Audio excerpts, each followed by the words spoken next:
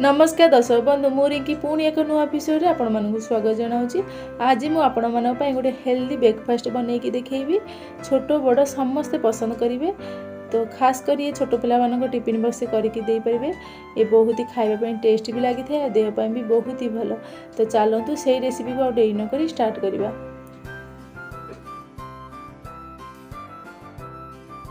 मु गोटे बाउल चाउल नहीं, जेतिकी चाउल नहीं तार अधा मुग नहीं माने अधा कप, तापर तार अधा बिरी नहीं माने चाउल जेतिकी तार अधा मुग तार अधा बिरी।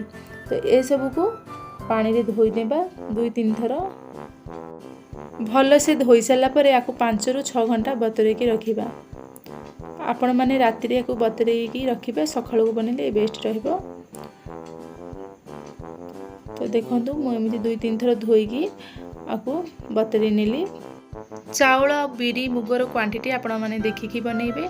आपण माने जदि गोटे ग्लास चाउल नहीं तार अधा मुग नेबे, बिरी आपण 4 भागरु गोटे भाग बिरी नेबे। तो देखो हमर बिरी चाउल सब बतरी गला। तो ए सब को आमे ग्राइंडर कर नेबा। देखो हम भल से एमती फुली जाइए। ए सब को आम फाइन पेस्ट बन नेबा। एथिरे गोटे खंड अदा आ कंचा लंका गोटे, आपण माने बिरी चाउल क्वांटिटी देखिकी आपण माने मरीच नेबे। तो मु एति गोटे खंड अदा गोटे कंचा लंका नहीं। देखो हमर चिकन रे बटा हो गला, पूरा चिकन करके ही बाटिबे। ए सब को गोटे जगह को ट्रांसफर कर नेबा। एथिरे स्वाद अनुसार लूण पकेबा। देखो गोटे चामच लूण पकेली, तापरे आपको भल से फेंटी नेबा। फेंटी सारा परे आपको 10 मिनट घोड़े रखी नेबा। तापरे आमे नेक्स्ट प्रोसेस को जीबा। गोटे चामच लूण देकी मु 2टी आलू को सिजेकी रखी। आलू हमर पूरा ठंडा हो गला परे देखो एमती भल से सिझ जाइए। तो ये सब को साइड कर नेबा। गोटे गाजर मु एथिरे नेछि। तो गाजर को चोपा को एमती पील कर नेबा।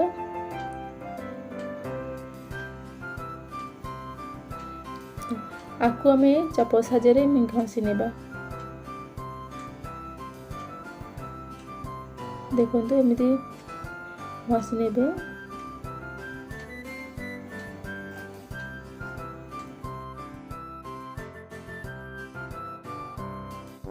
सबु गाजर को हमें देखो एमती घसी नेले। तापरे जहाँ सिजेकी आलू रखते से आलू को भी एमती घसिकी रखिने।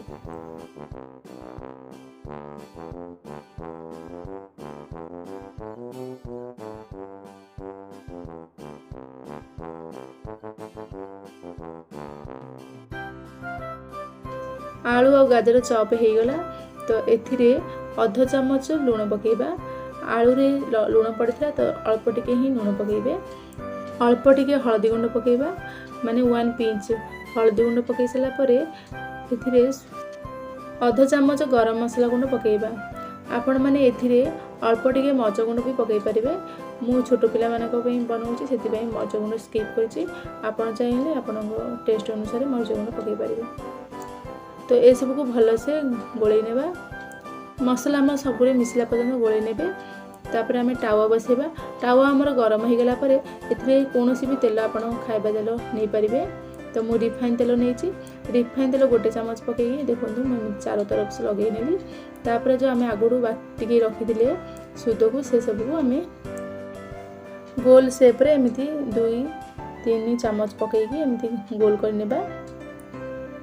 तो देखो तापर जो आम मसला गोले रखी गाजर आलू को से सब को ऊपर एमती स्प्रेड कर नेबे। तो देखो चारों तरफ से पकई नेबे। गाजर और आलूर मसला रे आपण माने गोटे चामच टमाटो सॉस भी पकई पारिबे। ये ऑप्शन अच्छे, आपण माने अच्छी जदि आपण माने पाखरे पकई पारिबे।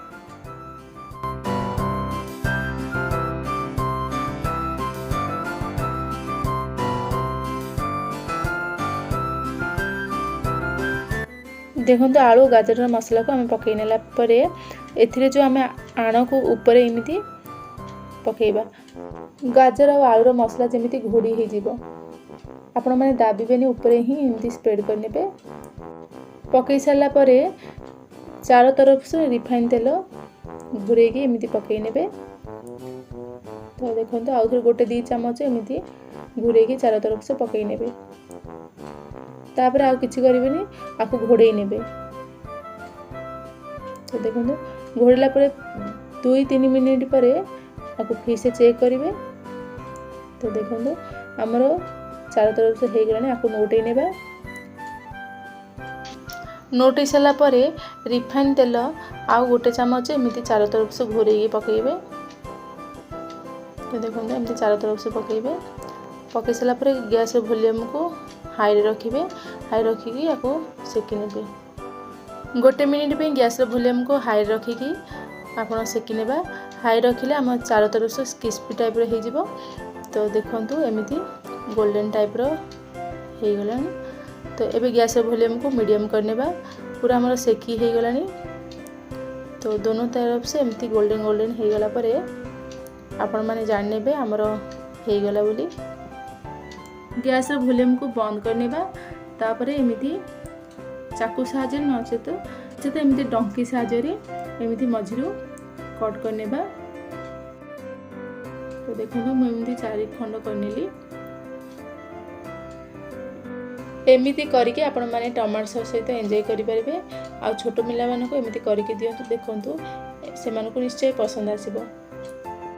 ए रेसिपी यदि आपण मानको पसंद आसी ए वीडियो को लाइक एंड सब्सक्राइब कर दियंतु। आ पाखरे थिबा छोट बेल आइकन को प्रेस कर नियंतु। मोर नुआ नुआ रेसिपी नोटिफिकेशन आपण मानक पाखे सर्वप्रथम पहुंची जिवो। रोहुची पुणी एक नुआ रेसिपी।